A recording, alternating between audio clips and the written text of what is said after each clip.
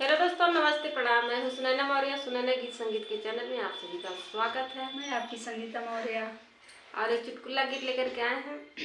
कैसा लगेगा प्यारा सा कमेंट करके बताइएगा आप लोग। पिया बाटा बखरिया या लग रहा बना, पिया बाटा बखरिया या लग रहा बना, अलग रह बना हो या लग रहा बना, या लग रहा बना हो या लग रहा बना, पिया बाटा बखरिया या लग रहा बना, पिया बाटा बखरिया या लग रहा बना।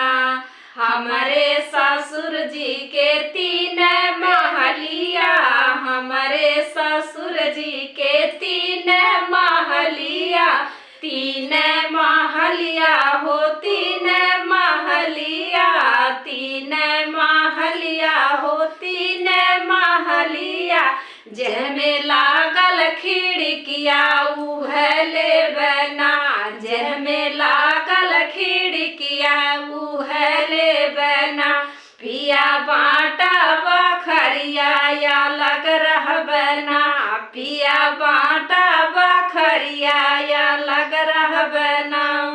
हमारे ससुर जी के 3 बेटा हुआ, हमारे ससुर जी के 3 बेटा हुआ, 3 बेटा हुआ हो 3 बेटा हुआ, 3 बेटा हुआ हो 3 बेटा हुआ, जमन कर नौकरिया उहले बना, जमन कर नौकरिया उहले बना, पिया बाटा बखरिया या लग रहा बना, पिया बाटा बखरिया या